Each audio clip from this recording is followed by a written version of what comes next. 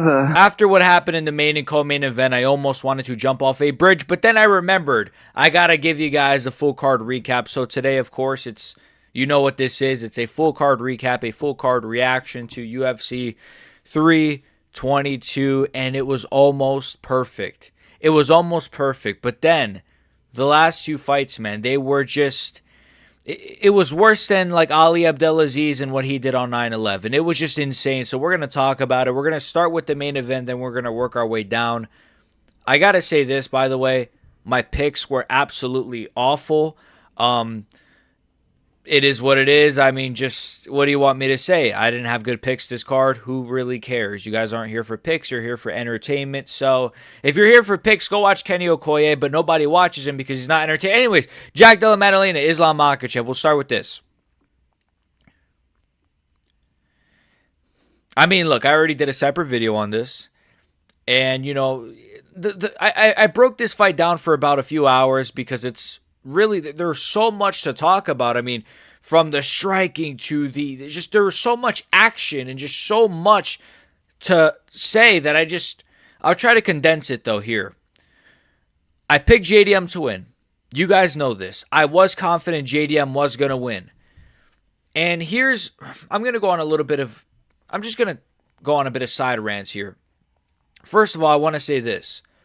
Can somebody explain to me why Islam Makhachev fans are now saying JDM was never good? Oh, you thought a guy who struggled with Beneil was going to be Islam? So you're an Islam fan who's crapping on Jack Della Maddalena, but you also want me to say this is a good win? That's kind of confusing. At the end of the day, there's a reason most MMA YouTubers pick Jack Della Maddalena. He's a good fighter, a very good fighter, a great fighter. Did he have a bad performance? Yes. Now, right after the fight, I was coping. I was really upset. I was really angry. Obviously, I've calmed down. I do think the blame mainly goes on JDM, to be honest with you. Like, look, Islam, was it still boring? Yes. Objectively speaking, I got to say it was boring. Was it dominant? Also, yes. Obviously, I use the word dominant pretty loosely, but it was dominant. But also boring. Two things can be true. I don't know why people act like if I say it was boring, then that means that it was like unimpressive. I mean, it wasn't the most impressive. I honestly think Khamzat's performance against DDP was better than this shit. But still, you get my point, right? But it was still boring. And it's funny, people will say, no, it wasn't boring. Okay, if it wasn't boring, would you go back and watch this fight? I didn't think so. Anyways, JDM Makhachev. Again, boring fight. But Makhachev, he did his thing. He was very dominant on the ground. Again, dominant, very loosely I say that word. But he was very dominant. JDM, I just thought he would be better. I thought he would go a little bit more on the feet. I thought he would be more of a pressure fighter on the feet, like he fought against Beneil. But I guess just the threat of the takedown and the submission threat really like scared him. I don't know what it was. I can't really pretend to tell you, what I think it was, or I'm not going to say he was injured. I don't think that. I don't know. He was like legitimately crying at the end of every round. It was kind of like insane. I don't know. What do you want me to say? JDM, I thought he would do a lot better. I thought his scrambling ability would be a lot better. I thought his takedown defense would be a lot better, like he showed in the past. His get-ups, his submission defense was great. He didn't get submitted for 5 rounds. Islam had 18 minutes of control time. Wow. Ooh, yay. Right? He had 18 minutes of control time. But again, JDM, he did a good job of not getting submitted. That's cool, but what the fuck do you want me to say? He still had an awful performance for the most part. On the feet, he just didn't really... even on the feet, he was getting low kicked, and it was just so odd. It was so odd. But obviously, Islam Makhachev is probably just that good. He is just that good. We know this. So, I don't think JDM was overrated. I don't think he was overhyped. I think that's a really, really, really stupid narrative. Oh, well, JDM was never that good. Well, then Makhachev is not good then. Wow, Makhachev beat someone who was never that good? What a shit win then. So stop doing that because it's really dumb. JDM is that good. JDM was on a fucking 15-fight winning streak or some shit. He's still very good. He probably still beats a lot of the division. We don't know, but we'll see. Right? He is still good. Beneil was a good win. Gilbert Burns was a good win. Those are good wins. I don't know why we have to shit on him now. Did he have a bad performance? Duh. Yeah, we have eyes. Yes, he had a bad performance, but that doesn't mean he's a bad fighter overall. So it is what it is, though. Islam Makhachev, he did what he did for 5 rounds. On the feet, he looked all right as well. He was landing some like little uppercuts and, not much on the feet. Some calf kicks, obviously. But yeah, he's a double champion now. Not really, but he's a 2-weight division champion, I should say. He's not a simultaneous double champion, but you know my point. What do you want me to say? He won. I don't know what to say. He should face Ilia Topuria next week and get slapped. No, honestly, though, he won. And I kind of turned it off in the middle of the 5th round. So I don't know what his speech was or anything like that. I don't know. Cool. Good for him. Valentina Shevchenko versus Zhang Weili, my legend, my GOAT, my queen. I picked her to win. And she lost. And this was like, was this worse than the main event? I think I got a comment saying it was worse, but then again, like when you say that, Shevchenko at least stood on the feet a lot longer than Makhachev, and Zhang Weili really she did worse than JDM. I almost think because you know what, they're both ass. It's like comparing like Hitler to fucking. Oh, I was gonna say a name, but like I don't know. Doesn't he isn't he friends with the owner of YouTube? I can't even say that guy's name, but it's. If you know, you know. There's a certain Gene Silva, if you guys know the flag Gene Silva loves to wear, that's all I'm going to say. Anyways, Valentina Shevchenko, Zhang Weili. Yeah, this fight was also ass is what I'm trying to say. It's like comparing shit to poop. If you compare this to the main event is what I should have just started with. Yeah, I picked Zhang Weili to win. I thought she would be the faster fighter. I thought she would find her range, which she struggled with the most in this fight.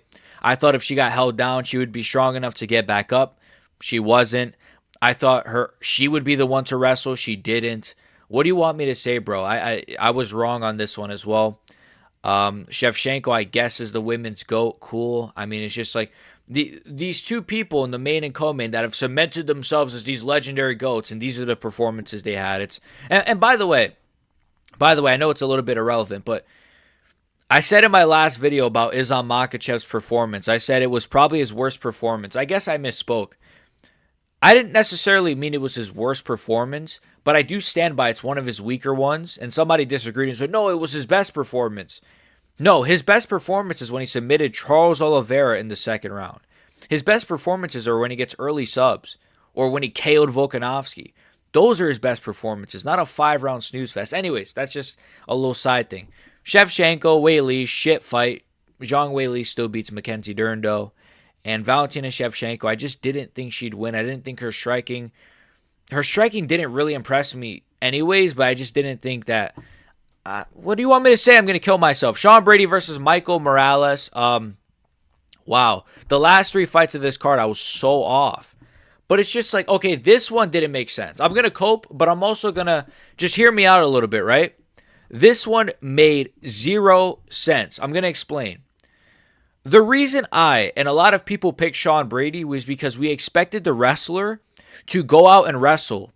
But for the first 3.5 minutes, Sean Brady decided to strike with a extremely dangerous power puncher with range and with height on him. I don't know why. It's fascinating to me. The grappler, the wrestler, one of the best grapplers in the sport, decided, and he has mid-striking, by the way, so I don't even know what he was thinking here, decided to strike with one of the most dangerous strikers at welterweight. The wrestler decided to strike with the striker. The guy who has a massive weight advantage, reach advantage, height advantage. Well, yeah, you know what? He does probably have a weight advantage. I would imagine Morales weighs more than Brady on fight night. And you decided to strike with him with your fucking double knee pads. What the fuck? So I picked Sean Brady to win. I said Sean Brady is going to make it boring with his wrestling, like Islam did, and he's going to use that to basically win. He's just going to hold down Morales. He's going to be blah, blah, blah, this, that. But I said I am worried that Morales might catch him with some shit in like round 2 or 3. But that's because I assumed that the fighter would use their specialty. So I should stop doing that. I should legitimately flip. You know what's funny? Dude, I'm teed up. I'm sorry. I'm really teed up. I got a comment in my prediction video for this where it was like, your predictions are so weak, bro. Like, you predicted da-da-da-da-da. You can't predict this sport. You can't predict that Sean Brady's not going to wrestle for the first 3 minutes of the fight. You can't predict this sport. You can't predict that Zhang Weili is just not going to be good enough to beat Shevchenko and it's going to be a boring fight. You can't predict this sport. Who predicted that Islam would hold down JDM for 5 rounds? Everyone who predicted Islam said, oh, he's going to submit him. Everybody. Oh, maybe 2 people in the world said, oh, yeah, he's gonna lay on top of him for 5 rounds. Maybe. But most of us said, no, this fight can't be boring. And it was boring. Co-main event, I said the same thing. This fight can be boring. Zhang Weili's never had a boring fight. Was boring. Was ass. This fight, I said, well, Sean Brady, he's the better grappler. He's going to use his wrestling. He's got elite wrestling. Doesn't even shoot a takedown. And before people say, well, yeah, he did. He didn't fully commit. He barely committed on that fucking takedown. He barely committed. He just grabbed the leg a little bit and then just put no resistance towards actually getting the takedown. It pisses me off, bro. Honestly, it pisses me off that it's like, I'm about to cry. Fuck this shit. No, honestly, all jokes aside, though, I picked Sean Brady to win. I do like Sean Brady, but Michael Morales is a freaking dog. This sport really doesn't make sense. I'm sorry. It just, how can I predict this? But overall, though, Michael Morales, he did his thing. There's some things in this fight though that I didn't love. Like he still looked a little bit sloppy on the feet. Like he kind of has like this Ngannou thing where he kind of just like windmills a little bit, which is why I think if he was matched up with the guy we're about to talk about next, I think Prates is who I'm talking about. I think Prates would beat him. But yeah, this fight was what it was. I can't believe Sean Brady just didn't shoot a takedown or fully commit to one at the very least. And Morales finished him, TKO'd him. Very impressive. He loses to Makhachev anyway, so I can't even get hyped about it. Leon Edwards versus Carlos Prates, eh? Okay, so I picked Prates via first round KO. That was my prediction. I said Prates was going to catch Leon with something little, against the cage. I can't even speak. Against the cage. Bro, Leon CT went to me, right? He was going to catch Leon with something against the fence, against the cage. Leon would be on the back foot. And, I was kind of wrong. I said it would be in the first round, but Leon did good in the first round with his grappling, with his wrestling. Obviously, there's that viral moment of Prates' like a little smirk as Leon was throwing like little pity-pat punches. And, the first round, it was looking a little bit spooky. I can't lie. I was like, oh, I don't know. If Leon can do this for 3 rounds, he might just simply win off of just that. But then round 2 comes and, Leon doesn't really instantly shoot. He kind of just, is on the feet, hanging back a bit. He's doing Leon Edwards shit. And as soon as I saw Prates land like a jab or something, it was like a double jab or like a jab, and then he landed another jab. I was like, oh, he's going to KO him in a few seconds. I felt it because, I don't know, it's just like, as soon as Prates finally found his jab, I'm like, yeah, it's over. I don't know why, but I was right. He KO'd him like a few seconds after he started tagging him with that jab, and he KO'd him with a left hand. I believe Prates is a southpaw, right? So I believe it was a left hand down the pipe. Leon Edwards literally went flying. His feet was literally off the canvas. It was kind of an insane KO. But I saw it coming in the moment, so it didn't like shock me as much as some of the other ones. But insane KO. Carlos Prates legitimately probably has the best power we've ever seen at welterweight. No, that's a little bit far, but he has some of the best power we've ever seen. I'll say that. Maybe not the best power, but some of the best power we've ever seen, because this guy's got the touch of death, bro. Like, this guy, he's finished. A lot of his opponents he's finished have never been finished, right? Like Leon, never been finished. I believe Jeff Neal's has never been finished, but I could be wrong on that. And when I say finished, I mean like KO'd or TKO'd, I should say. Let's see, Li Jingliang, I believe, was never KO'd. So, yeah, he's finished a lot of guys that have just been never finished and have great chins.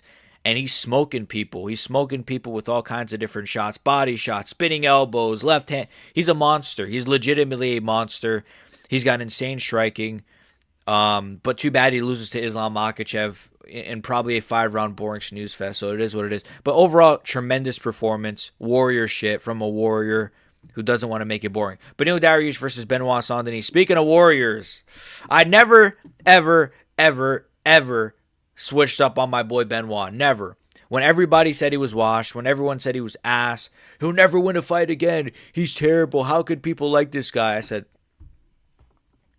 just give him time. Just give him time to, and that's what I did, and that's what you guys should have done. No, all jokes aside, though, I picked Benoit Saint-Denis to win. I said Benoit Saint-Denis first round KO by like a head kick.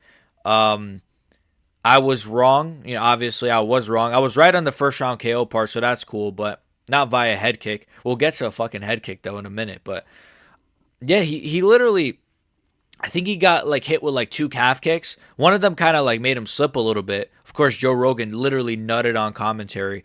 But then, like, he clipped Beneil with something, like, right behind the ear, and Beneil just, like, kind of face planted, and that was it. Not an early stoppage at all. Perfect stoppage. Beneil Dariush basically went out. He kind of woke right back up, though, I think, but it's just bad optics when you literally face plant. So Benoit Saint-Denis got a 16-second KO against Beneil Dariush. That's very impressive, I think. I know Dariush is what he is. He's very chinny. He's a bit washed. He's a bit old.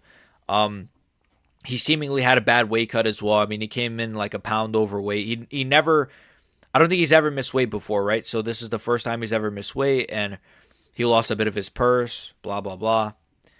So, I mean, I'm not shocked by this result necessarily, but the way it happened, how fast it happened, fucking insane. I love Benoit Saint-Denis. This guy's legitimately providing all-time highlights. I know I'm glazing him, guys. I know. He's one of my favorite fighters for a reason.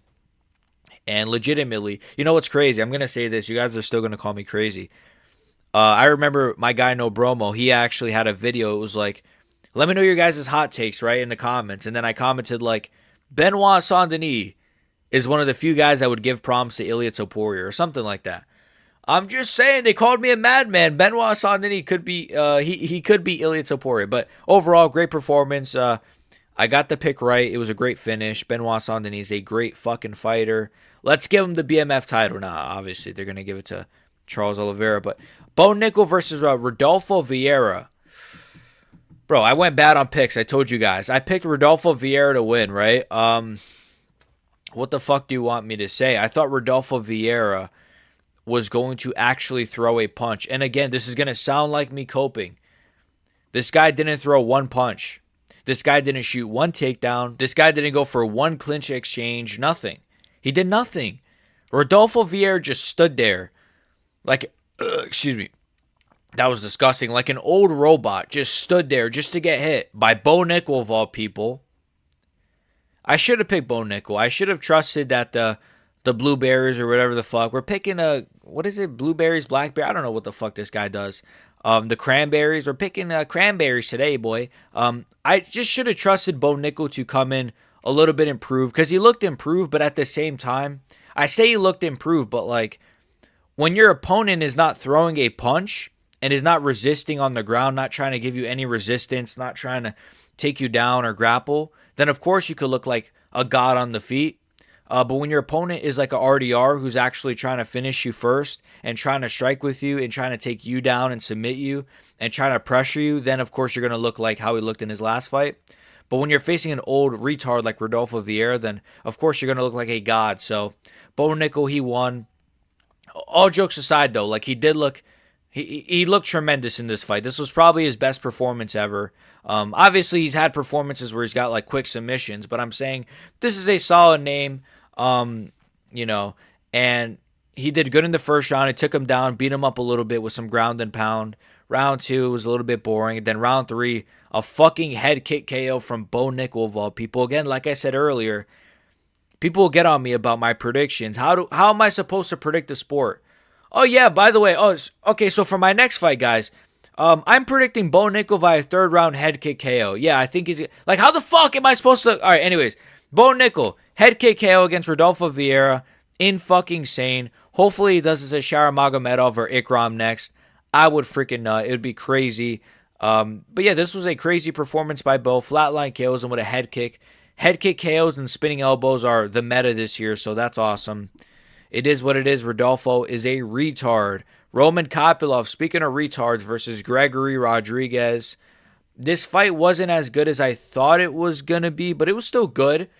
But when I say it wasn't as good as I thought it was going to be, I just kind of thought Gregory would KO this guy, Roman Kopylov. But, I mean, Kopylov is tough. He's got a chin, but he just didn't, like... By the way, I picked Gregory Rodrigues. I already said that, but I did pick him by first round KO. I said first round KO, I believe, for Gregory Rodrigues. And I was wrong. I don't know. Roman Kopylov is just not... I don't want to say he's not good, but he's not good. He's just really not. Like, he just kind of...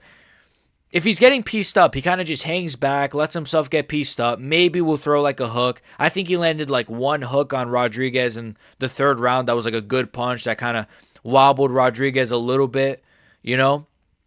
But other than that, it was just like nothing. Some body kicks. And you could see, like, when he does throw punches, he has good speed. But I don't know if he has like a mental block. I don't know if it's like a Cheeto Vera thing. I don't know what it is. But like Roman Kopylov just doesn't. He just doesn't strike. I don't know. He just does nothing. He kind of just stands there and, like somebody said in my chat, and it's the perfect way of describing it. He looks for the perfect moment rather than creating the perfect moment. He looks for the perfect shot, the perfect opening. Bro, just punch. Throw a fucking jab. He just doesn't punch, bro. And he was getting just pieced up a little bit by Rodrigues. His nose looks like shit. It was busted. It was bleeding. I did expect RoboCop to kind of make easier work of him, but he struggled a bit. But obviously, Kopylov has a great chin.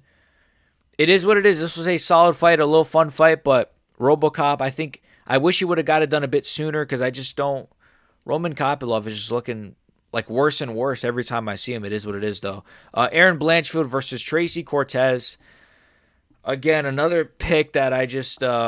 I guess I overestimated Miss Cortez. I predicted it was going to be a split decision win for Tracy Cortez, and it was probably going to be like a robbery where people would say, oh, Blanchfield should have got that. But obviously the UFC loves Tracy Cortez so much. But it just wasn't that. Like, Tracy Cortez just didn't really do much in the first. I mean, she might have landed some solid shots. I don't really remember too much. And then round 2, she just got submitted. She got submitted by like a rear naked choke. Erin Blanchfield does legitimately have good jiu-jitsu, good grappling.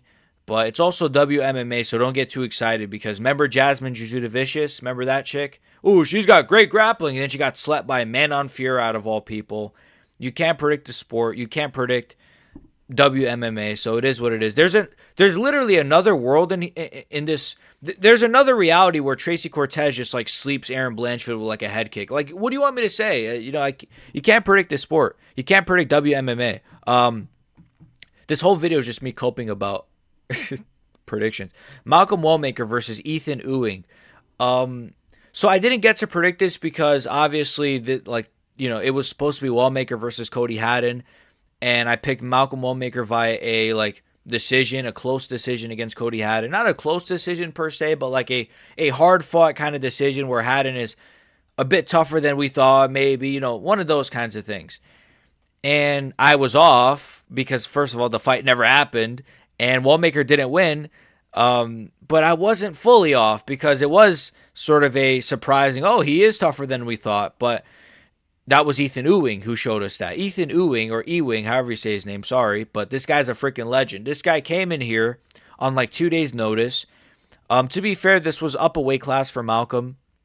I think a lot of people aren't really factoring that in. Like, this was at 145. He is a bantamweight, to be fair.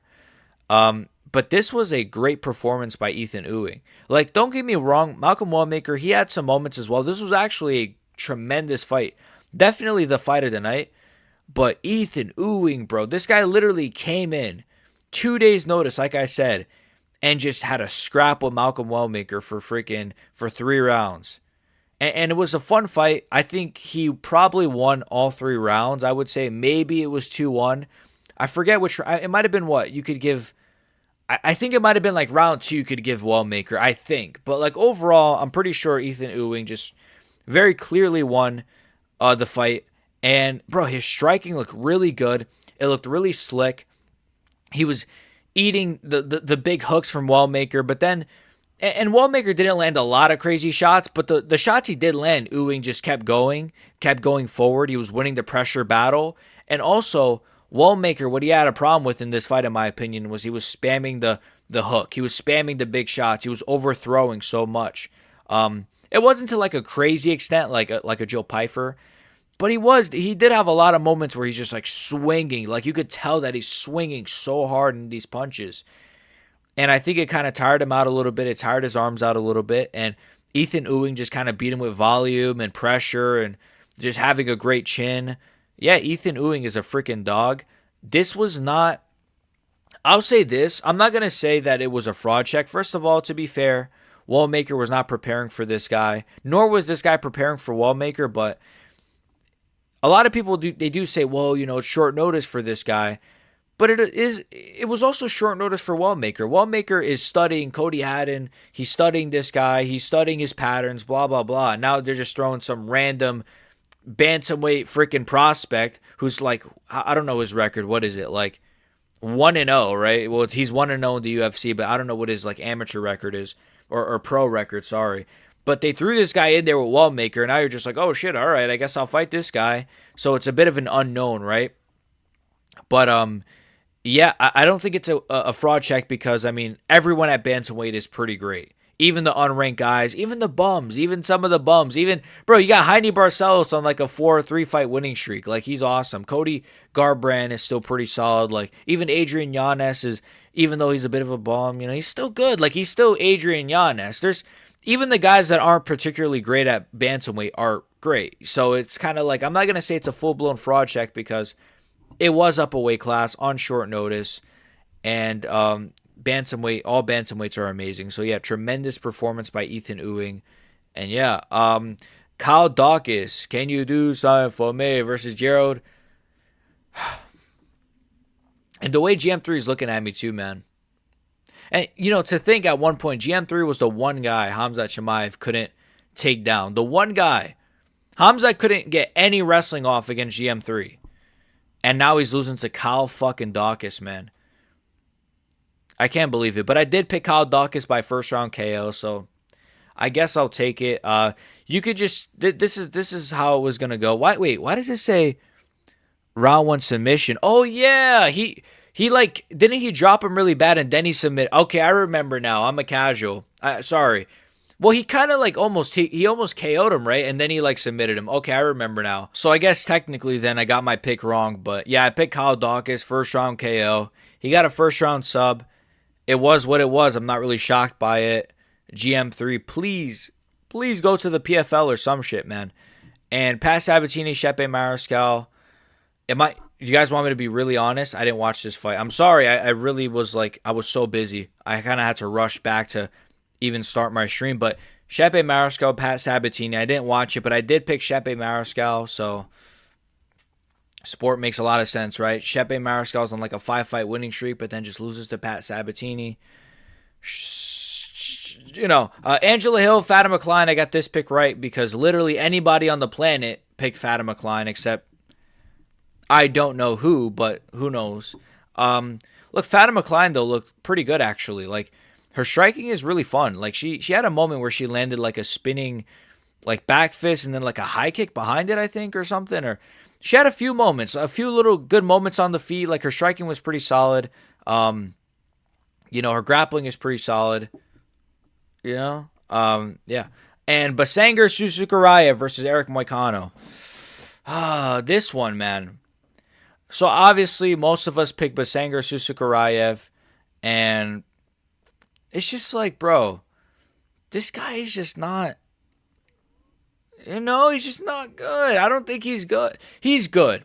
Sukarayev is good. He is good, don't get me wrong, but, like, he has so many holes in his game, and the way that he gets hyped up by, like, the fans and by the UFC, I don't see it, bro. I don't see it. Like, you're taking Eric Moicano to the 3rd round. I understand he slept him. Cool. Wow. But, and you could say, oh, well, Bo Nickal took Rodolfo to the 3rd round. Yeah, but Rodolfo's better than Eric Moicano, at least. I think Rodolfo is coming off, like 2 wins or something? I'm sorry, bro. Sukarayev just doesn't do it for me. Like, he's good. His striking is good. I say good kind of loosely, man. It's just he's solid. He's solid all around, but I don't know, man. The hype this guy has, he does have power, which is cool, but he's gonna get slept, bro. I could just see like the way he's like smiling in the cage, and he's like, he's trying to aura farm and act all like nonchalant, bro. You're gonna get slept by like Bo Nickal of all people, or like you're gonna lose a decision to like Shara most likely. They'll never fight each other because you know why, but or Ikram, they'll never fight each other. You know why, bro? You'll probably lose to like the Iron Turtle. You know what I mean? Like this guy's just not. I don't know, but I guess he got a third round KO, so that's impressive, I guess. And then Vyacheslav Borshev, Mateusz Camillo, I didn't really get to predict this fight because they added it like 7 days before they added it like literally the week of the card. Like how am I supposed to? But by the way, it's a $1 billion company and they're adding fights like in the week of the. Anyways, Vyacheslav Borshev, I would have probably picked him to lose, to be honest with you. So cool. And this fight was what it was. So cool. Overall, this card was. It started off, I mean, look, the opener of the early prelims, right? And then, Sukarai got a KO, cool. Angela Hill, Fatima Klein was, was solid, I guess. Sabatini, Meerschaert, Kyle Daukaus, great finish. Right, Wellmaker, Ethyn, sick fight. Blanchfield, good finish. Kopylov, Rodrigues, fun fight, solid fight. Bo Knuckle versus Rodolfo, crazy performance, I can't lie. Crazy 16-second KO with Benoit. And Edwards Prates, insane turn of events, right? Fucking insane. Sean Brady, just insane again. And then, the last two fights, man. The last two fucking fights. So overall, this card probably could have been a perfect all-time great card, but it just didn't deliver to that extent. It was still a great card. It was still an amazing card, but it was almost perfect. It wasn't perfect, though. So let me know your thoughts down below. Let me know your picks. Did you get a lot of picks right? Wrong. Let me know your parlays. Did you lose money? Did you win money? Like, comment, share, sub. Become a member down below if you want to see. I actually posted for the members my reaction. I was kind of ranting. I was coping a little bit. My reaction to JDM Islam, my live reaction. So if you want to see that, I cut it up a little bit. I edited it up a little bit. It's for the members. So become a member down below. Like, comment, share, sub. Are you as sad as me about JDM losing? Love you guys. See you guys. Peace.